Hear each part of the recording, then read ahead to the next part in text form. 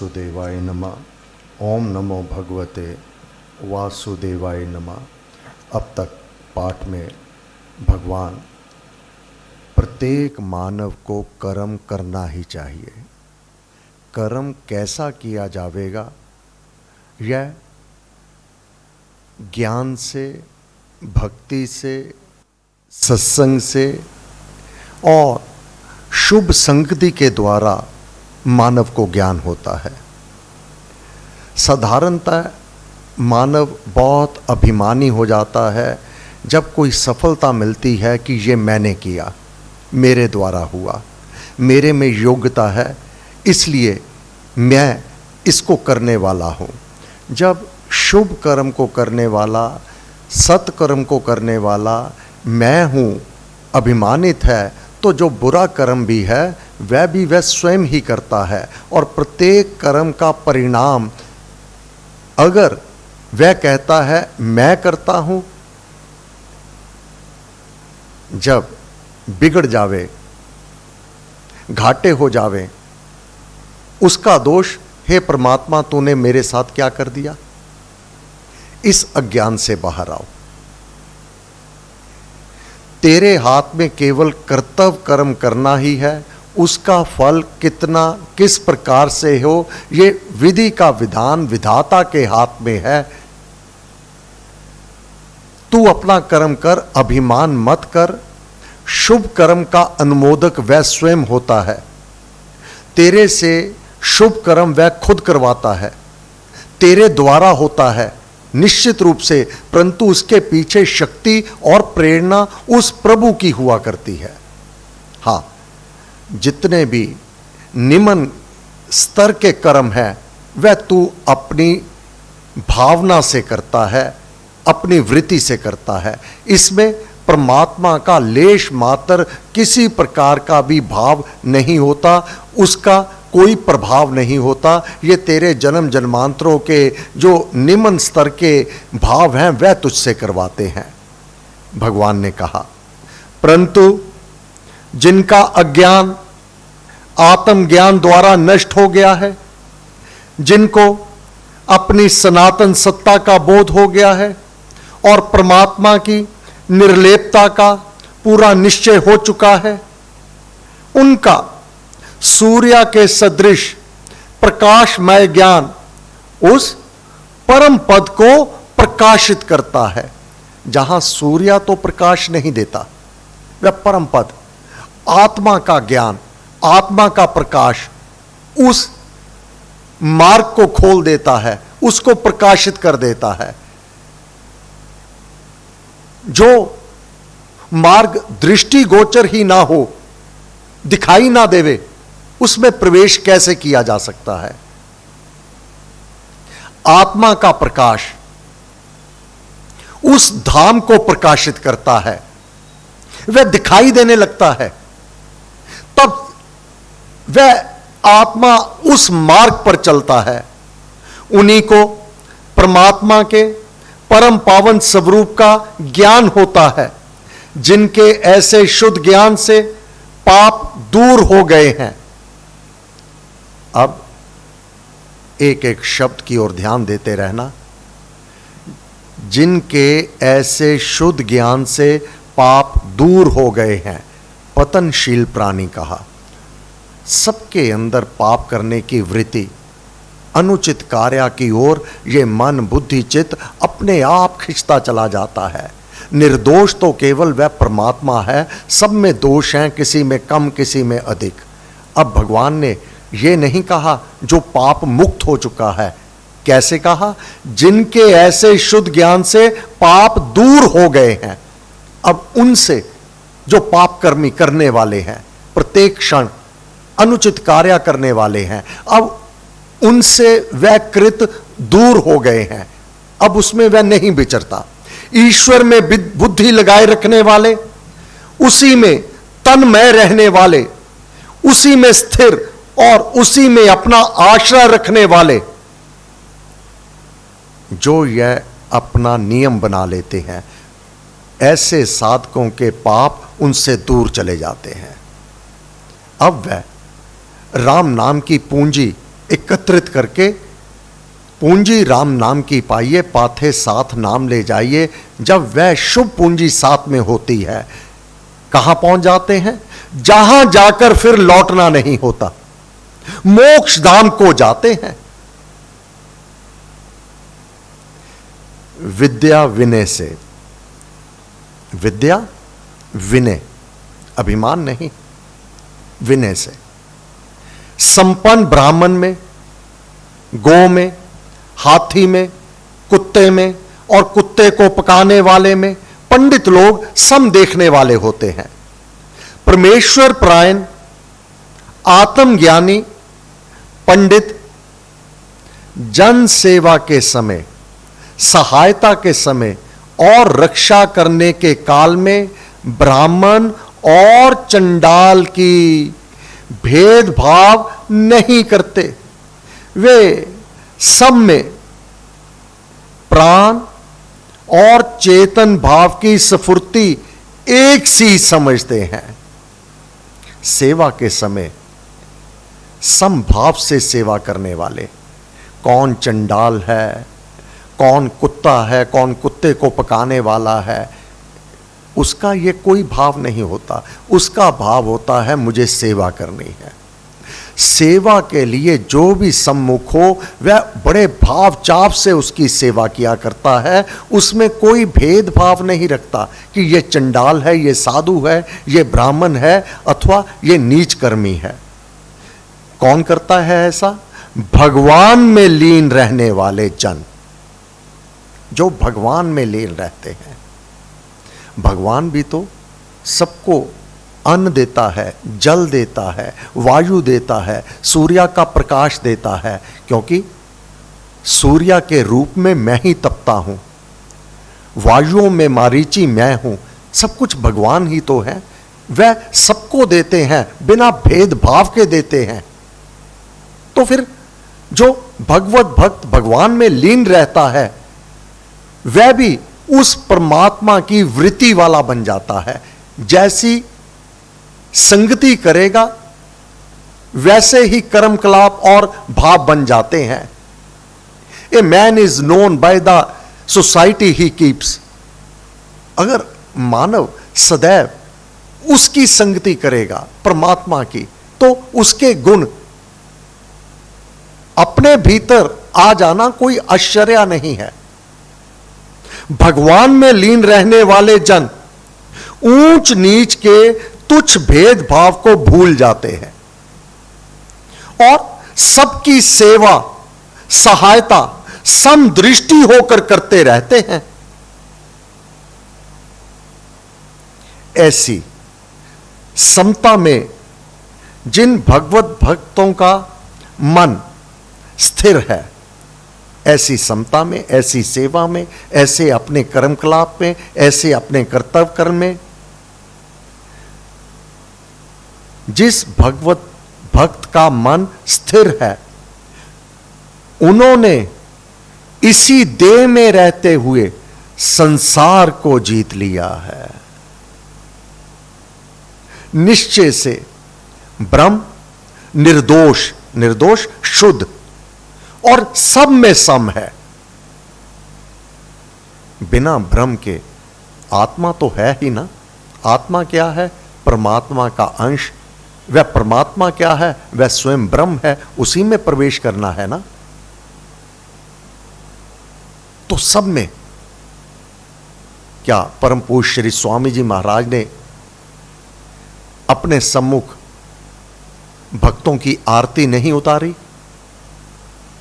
हे मेरे राम, तू नाम दीक्षा द्वारा मेरे बंधुओं के हृदय में प्रकट है। मैं अपने बंधुओं के हृदय में तुझे अवलोकन करके, दर्शन करके मैं इनकी आरती उतारता हूं। गुरु महाराज की यह स्थिति, गुरु महाराज की यह अवस्था। इसलिए वे समदृष्टि जन ब्रह्म में ही ठहरे हुए हैं, इसी लोक में, इसी घटपट वत इस देह में रहते हुए। नव द्वार वाले शरीर में रहते हुए। कहां रहते हैं? ब्रह्म में ही ठहरे हुए हैं, ब्रह्म में ही रहते हैं। ना काहू से दोस्ती, ना काहू से बैर। उन भगवत भक्तों की स्थिति भगवान में ही होती है, इसी लोक में रहते हुए, भगवान के श्रीमुख वाक्य का पालन करते हुए ब्रह्म में ही विचरते हैं,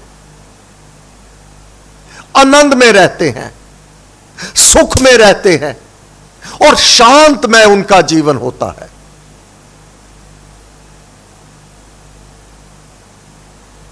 किनका? स्थिर बुद्धि।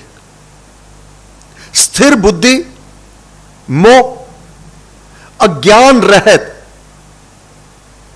ब्रह्म का ज्ञाता और ब्रह्म में स्थित मनुष्य प्रिया को, अनुकूल वस्तु को पाकर बहुत प्रसन्न ना होवे और अप्रिय को, प्रतिकूल वस्तु को पाकर भी दुखी ना हो जाए।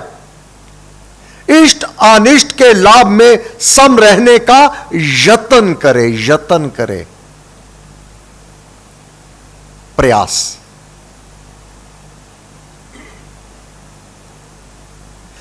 बाहर के अनुकूल प्रतिकूल विषयों में ना आसक्त होने वाला मनुष्य, जो सुख अपनी आत्मा में प्राप्त करता है, वह ब्रह्म के योग में लीन आत्मा, जो आत्मा ब्रह्म में लीन हो जाता है, और वह आत्मा जो देह में है, देह को छोड़ा नहीं है, देह से अलग नहीं हुआ, देहवान आत्मा, समता में रहते हुए वही सुख, वही आनंद, वही शांति अनुभव करता है। कौन? ब्रह्म के योग में लीन आत्मा, जो शरीर को छोड़ चुका है, जिसके लिए मानव उस ब्रह्म की प्राप्ति के लिए यत्नशील रहता है। जब वह आत्मा उसमें प्रवेश कर जाता है, जो वह सुख को अनुभव करता है, जो उसको आनंद प्राप्त होता है, जो अक्षय अनंत को अनुभव कर लेता है, वही इसी देह में रहता हुआ मानव उस आनंद को, सुख को, शांति को प्राप्त कर लेता है। जो उसको, आनंद को, सुख को, शांति को इसी देह में अनुभव कर लेता है, परलोक इसी लोक की कार्बन कॉपी है। आत्मा को ऐसे भाव दे दिए गए, आत्मा इस देह को त्याग कर उसी भाव में जाकर स्थापित हो जाता है, अर्थात ब्रह्म धाम में पहुंच जाता है।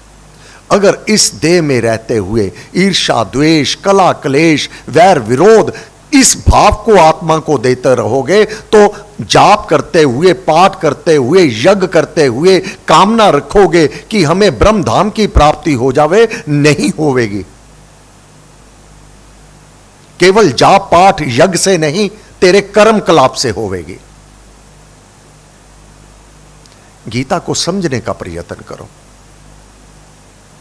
बहुत सुगम है कि वह तो इतना जाप पाठ करता था, उसके जीवन में दुख कष्ट क्यों आ गए, तकलीफ क्यों आ गई, उसके कर्म और कितने बिगड़े हुए हैं। वैद्य की दवाई भी खानी और बद परहेजी भी करनी, फिर वैद्य को कहना कि तेरी दवा अच्छी नहीं है। गुरु महाराज, वैद्य की दवा तो उसकी आजमाई हुई होती है। ऐसे साधक, ऐसे मानव अपने गुरु को भी बदनाम करते हैं और अपने इष्ट को भी अनादर ही किया करते हैं। साधारण मानव कि उसको क्या मिल गया जाप पाठ करके। अब भाई उसके कर्म तो देखो। कर्म केवल हाथ पांव द्वारा ही नहीं, भगवान कह चुके हैं, जो मानसिक मन से तू सोचता है, तेरे जो भाव हैं, जो तेरे विचार हैं, वह अगर दूषित है तो परिणाम शुभ कैसे हो जावेगे। जिस जड़ में आपने तेजाब डाल रखा है, वह बीज कैसे फलीभूत हो जाएगा? बीज को तो उत्तम है ही, क्या सींचा क्या है तुमने? उसकी सिंचाई कैसे कर रहे हो? यह भगवान यहां कह रहे हैं। अंतर्मुख होकर मनुष्य को जो सुख प्रतीत होता है, जो विषयों से ऊपर आनंद अनुभव होता है, ब्रह्म में लीन मनुष्य को वैसा ही अक्षय, अक्षय जिसका जो क्षय रहित है, जो नष्ट नहीं होता, जो नहीं बदलता, अक्षय सुख हुआ करता है। बाहर के विषयों से हटकर आत्मा में अंतर्मुख होने का सुख और ब्रह्म में लीन होने का सुख दोनों सम है। भेद यही है कि समता युक्त समाधि का सुख समाधि के पश्चात भूल जाता है और ब्रह्म में रहने का सुख क्षय रहित होता है। जब मानव समाधि में जाता है तो उतने ही पल वह उस सुख को, आनंद को अनुभव करता है, परंतु जब ब्रह्म में प्रवेश कर जाता है वह सदा के लिए हो जाता है। यहां इस देह में उसकी झांकी मानव अपने ध्यान में, अपनी समाधि के अवस्था में अवलोकन कर लेता है। मानव को देह का त्याग करना है। किनको अवलोकन करेगा? उस धाम में अपने गुरु को, अपने इष्ट को, जो इस रूप में देखा है, साक्षात रूप में वह प्रकाशमय इष्ट, उसको प्राप्त हो जाएगा। और अपने मार्गदर्शक पिता माता के जो सत्कर्मी है, पुण्यकर्मी है, उनको प्राप्त कर लेवेगा, उनके साथ बैठेगा, भजन पाठ में लीन होगा। ऐसी ही अवस्था इस देह में भी मानव इसी लोक में अपने गुरु को, अपने पिता को, अपने इष्ट को आंखें बंद करके अवलोकन करता है, उनके साथ संग करता है। जिस प्रकार परम पूज पिता संत नरकेवल बेदी जी महाराज को नाम दीक्षा के समय में, उस समय वह यज्ञशाला जो विश्वामित्र जी ऋषि, उसमें रघुनाथ जी के दर्शन हुए और लक्ष्मण जी के दर्शन हुए, एकाकार इसी देह में रहते हुए वह अवलोकन किया। यह पतित पावनी झांकी जीवन में एक बार भी मिल जावे, फिर जन्म और मृत्यु के बंधन से सर्वथा वह पार पा जाता है। सभी कर्म बंधन नष्ट हो जाते हैं। और जो इंद्रियों के विषयों से उत्पन्न हुए भोग हैं, इंद्रियों के विषय से उत्पन्न हुए भोग, इंद्रियां, ये आंख, ये कान, ये जीवा, ये त्वचा। कान का विषय है सुनना, इंद्रियों के विषयों से जो निर्लेप हो जाता है। क्या? कानों से अपनी स्तुति सुनकर के, अपनी प्रशंसा सुनकर नहीं उछले, नहीं अभिमानित होवे। इन्हीं कानों के द्वारा अगर कोई आपकी निंदा करता है तो व्याकुल ना हो जावे। ये विषय क्या कहा? जो इंद्रियों के विषय से उत्पन्न हुए भोग हैं, इंद्रियों से ही ये उत्पन्न होता है। अगर इनमें कानों का रस चखने लगे, कोई प्रशंसा करेगा, अपने आप को बहुत अभिमानित, कौन मेरे जैसा है, और जिसने आपकी प्रशंसा की, ये तो मेरा मित्र है, उसी व्यक्ति ने जब आपकी निंदा कर दी, ये मेरा शत्रु है। अंदर समता को भंग कर दिया, अशांत हो गया। इसी प्रकार आंख अपने प्यारे को देख करके कितना प्रसन्न होती है, और दुश्मन को देख करके कितना भीतर उबाल आता है, खून खौलने लगता है। ये आंख कान के विषय, मानव इसमें सम रहे, अनुकूलता और प्रतिकूलता में जो भगवान से प्रश्न किया सुख दुख क्या है, उसका उत्तर दे रहे हैं। आंख का विषय देखना है, तू केवल देखने तक सीमित हो, इसमें अपने मन को, बुद्धि को, चित्त को ना दे दे। कानों के द्वारा अपनी स्तुति और निंदा, इसमें कोई बहुत अपने मन को ना जोड़ दे। नहीं जोड़ेगा सुखी रहेगा, जोड़ देवेगा दुखी हो जाएगा। ये तेरे को सुख दुख का अनुभव करवाती है। इन विषयों से अगर इन विषयों के साथ जुड़ने ही नहीं दोगे, अपने इन विषयों को, अपनी आंख को भगवान के दर्शन के लिए, अपने इष्ट के दर्शन के लिए, कानों से परमेश्वर की स्तुति सुनने के लिए, इस जीवा के द्वारा उसके गुणगान करने के लिए, ये त्वचा, ये हाथ पांव, ये सेवा में लगा दोगे, जब ये शुभ कर्म में लगा दोगे, तो तुम्हारे को बाहर के दुख और सुख कोई भी प्रभाव नहीं डालेंगे और तू सुख दुख से ऊपर आनंद और शांति के उस स्थान को पहुंच जाएगा। सुख दुख बहुत छोटी चीज है, शांति और आनंद बहुत ऊंची वह अवस्था है जो ब्रह्म की अवस्था है। ब्रह्मी अवस्था में तेरे को पहुंचाने का ये गुरुदेव कार्य कर रहे हैं। निश्चय पूर्वक वे दुख का कारण ही हैं। कौन से? जो विषय हैं दुख का कारण ही हैं। आदि तथा अंत वाले हैं। प्रसन्न भी होता है और सम में भी आ जाता है, दुखी भी होता है फिर सम में आ जाता है। ये बदलने वाले हैं, एक समान नहीं रहने वाले हैं। वे होकर फिर नष्ट हो जाते हैं, ऐसा ही होता है। हे कुंती पुत्र, ज्ञानी मनुष्य उनमें रमन नहीं करता, अपने आप अपने भावों को नहीं जोड़ता।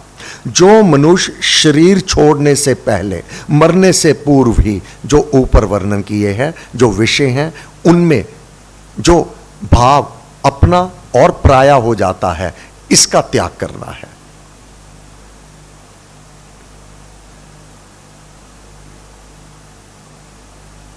लाभ क्या होगा? जो मनुष्य शरीर छोड़ने से पहले, मरने से पूर्व ही इस देह में ही कामना और क्रोध के उत्पन्न हुए वेग को सहन कर सकता है। कामना आंखों से ही उत्पन्न होती है, कानों से उत्पन्न होती है कि वह बहुत सुंदर है। बहन ने आके यही रावण को कहा, सीता जैसी सुंदर देवी इस धरती पर नहीं है। कानों से सुना और मन ललायत हो गया उसको पाने के लिए, आंखों से देखा मोहित हो गया इत्यादि। ये उदाहरण इसलिए दिए जाते हैं, साधकों को रामायण से अति प्रीति है, अति प्रीति है। तो वहां भगवान ने क्या कहा? गीता में जो थ्योरी बताई है, रामायण में वह प्रैक्टिकल है। थ्योरी गीता में है, प्रैक्टिकली रामायण में है। रघुनाथ जी का जीवन, रावण का जीवन, लक्ष्मण जी का जीवन, जितने किरदार हैं, जो जो गीता में है, वह प्रैक्टिकली हम उस रूप में देख सकते हैं, श्री रामायण में देख सकते हैं। जो मनुष्य शरीर छोड़ने से पहले, मरने से पूर्व ही इस देह में ही कामना और क्रोध से उत्पन्न हुए वेग को सहन कर सकता है, तृष्णा और वैर के वशीभूत नहीं हो जाता, वह योगी है, वह सुखी मनुष्य है। वह जो आंतरिक सुख युक्त है, आंतरिक सुख युक्त, भीतर प्रसन्न है, ऐसे ही जो अपने भीतर की ज्योति वाला है, आत्मा को जगा हुआ आत्मा, प्रकाशित आत्मा, भीतर की ज्योति वाला है, वह योगी ब्रह्म रूप होकर, कौन सा रूप हो गया? जिस प्रकार गुरु कर दे आप समान, ब्रह्म में आप विचरने लगे, ब्रह्म में उसी भावों को लिए हुए अपना जीवन बिताने लगे, आपका रूप कौन सा हो गया? ब्रह्म रूप। वह योगी ब्रह्म रूप होकर ब्रह्म के निर्वाण पद को जाता है। निर्वाण पद क्या है? निर्वाण पद उस धाम का नाम है जो निर्वात है, स्थिर है, शांत है। जैसे तालाब का जल शांत होता है, समुद्र का जल उसकी लहरें चंचलता सहित होती हैं, उसका भी कोई कारण है। परमेश्वर कोई भी कार्य बिना वजह से नहीं करते। उसी तालाब में, शांत में एक कंकर फेंक दिया जावे, किस प्रकार गोलाकार वह लहर बनकर किनारों तक पहुंच जाती है। जो निर्वात है, जहां कारण कार्य भाव की वायु नहीं है, काम क्रोध इत्यादि जहां नहीं है, वहां वर्जित है उसका प्रवेश।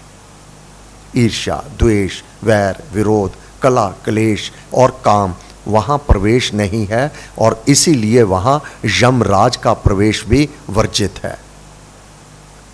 जहां सारी रचना लय हो जाती है, जहां वासना की और कामना की वायु सर्वथा स्फुरित नहीं होती। निर्वाण का यह भी अर्थ है जिस ब्रह्म धाम में काल का बार बार जन्म और मृत्यु, जन्म मरण का और परिवर्तन का, परिवर्तन बालकाल, युवा और वृद्ध अवस्था, बुढ़ापा, ये अवस्थाएं जो बदलती हैं वहां नहीं बदलती।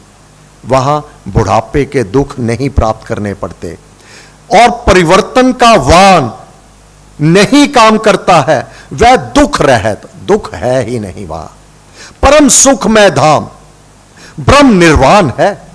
आत्म ज्ञानी और आत्म ज्योति युक्त जगा हुआ आत्मा, आत्म ज्योति युक्त कर्म योगी,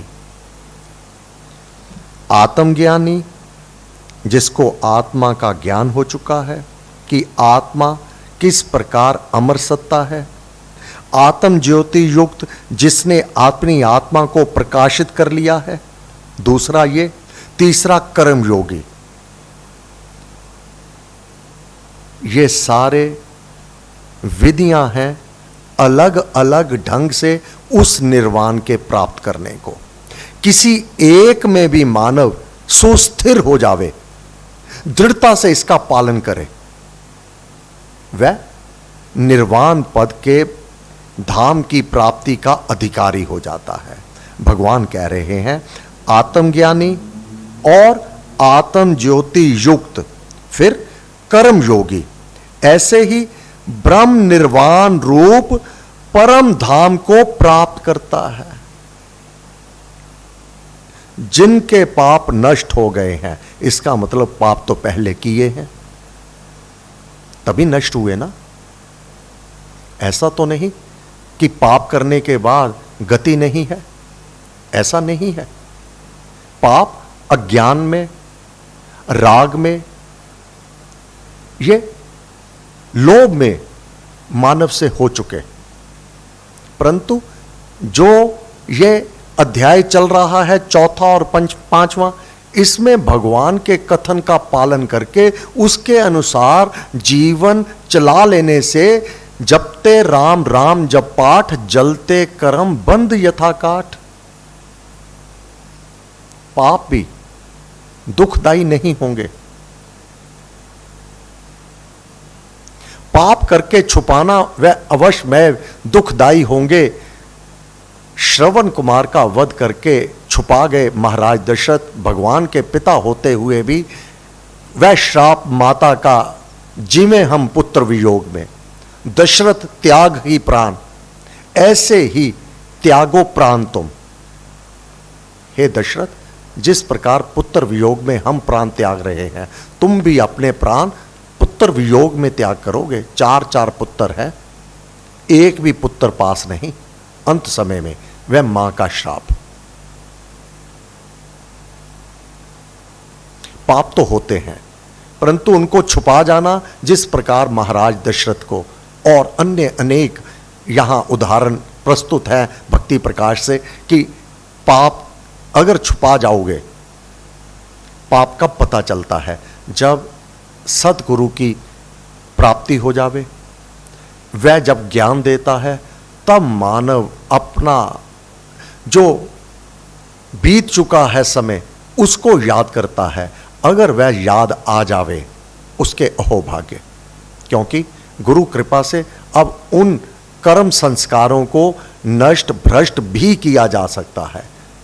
वह गुरुदेव की शरण में जाकर उनके द्वारा प्राप्त ज्ञान, जो ये ज्ञान गुरु महाराज ने कहा जिस महापुरुष का प्रकट उत्सव हो उसके कथन को स्मरण करना, सुनना, सुनाना ज्ञान यज्ञ है। भगवान का पूजन भी हो गया और अपने पाप भी वह नष्ट हो जाते हैं। जिनके पाप नष्ट हो गए हैं, जो सब प्राणियों के हित में लगे हुए हैं, विल्वा मंगल। और स्वयं महर्षि वाल्मीकि जी महाराज अब सर्व हित में लगे हुए हैं। पुरातन जीवन और वर्तमान में उनका जीवन कैसे पलट गया नारद जी की गुरु की शरण को ग्रहण करके। जिनके पाप नष्ट हो गए हैं, जो सब प्राणियों के हित में लगे हुए हैं, जो आत्म संयमी हैं, जिन्होंने संशय काट डाले हैं, वे ऋषिजन। अब कौन ऋषि की परिभाषा भी बता दी। ऋषि कौन बन जाता है? मानव जब नाम जाप सत्संग इत्यादि को ग्रहण करता है, लोग उसे भक्त कहते हैं। भाई वह तो भक्त है। अब जो अपने पापों को नष्ट कर देवे, सब प्राणियों के हित में लगे रहते हैं, आत्म संयमी है, जिनको कोई भी अब संशय नहीं रह जाता, वे ऋषि जन। अब वह ऋषि कहलाते हैं। वे ऋषि जन ब्रह्म के निर्वाण पद को पाते हैं, जिन्होंने अपना आत्मा जान लिया है। चित्त जिनके वश में है, चित्त से यहीं पर आंख, कान, नाक, मुख, इनके विषयों में समता लेने वाला ये चित्त, चतुष्टय, 4 पिलर ऑफ स्टेट, ये चित्त जिनके वश में है, जो काम क्रोध से सर्वथा रहित है, उन यतियों का अब यति भी बता दिया। यति कौन है? यति सती साधु संत सयाने, अब वह यति कहलाने लगे। कौन? जिन्होंने अपनी इंद्रियों पर विजय हासिल कर ली है।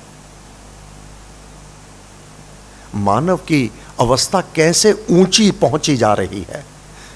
अब भक्त से ऋषि, ऋषि से यति, साधु, संत, कितनी उपाधियां मिल जाएंगी। नाम से नहीं पहचाना जाता, कर्मों से मानव पहचाना जाता है। एक नाम के तो कई व्यक्ति होंगे, परंतु कर्म निर्धारित करता है वह क्या है। उन यतियों के कौन? जो यतनशील है। केवल तू यतन तो कर, इस मार्ग पर चलने का प्रयास तो कर। कर्म योगियों के सब और ब्रह्म निर्वाण रहता है, सब और।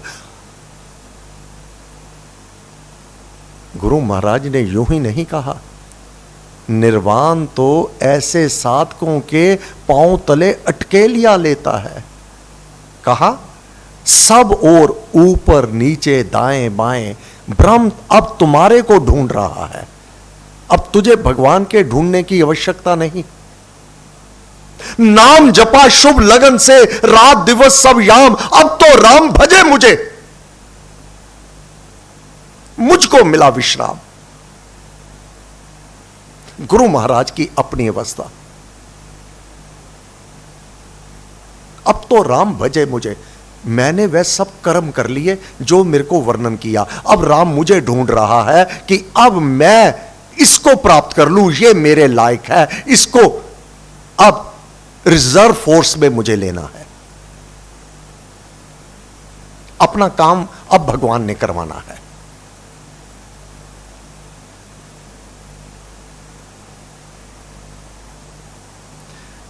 भक्ति धर्म युक्त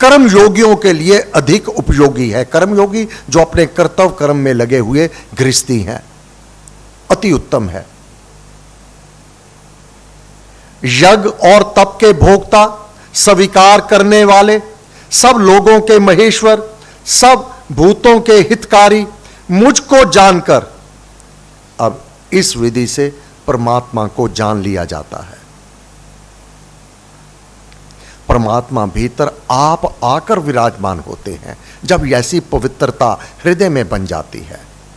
गंदे स्थान में वह नहीं आते। जहां ईर्ष्या द्वेष रहती है, कला क्लेश रहती है, भगवान वहां जाकर प्रकट नहीं होते।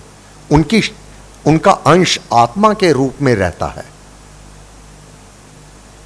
आप प्रकट नहीं रहते। मुझको जानकर भगवत भक्त कर्म योगी, अब यहां सन्यासी नहीं कहा, कर्म योगी।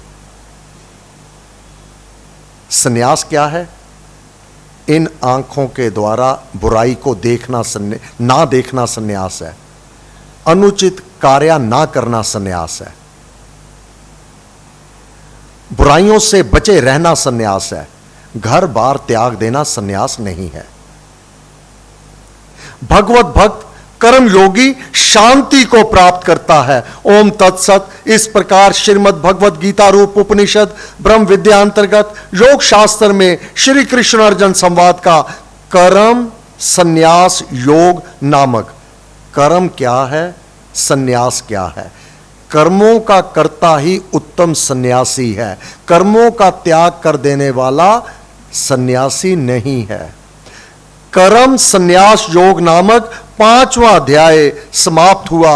ओम नमो भगवते वासुदेवाय नमः। ओम नमो भगवते वासुदेवाय नमः। सर्वशक्ति मते परमात्मने श्री रामाय नमः। सर्वशक्ति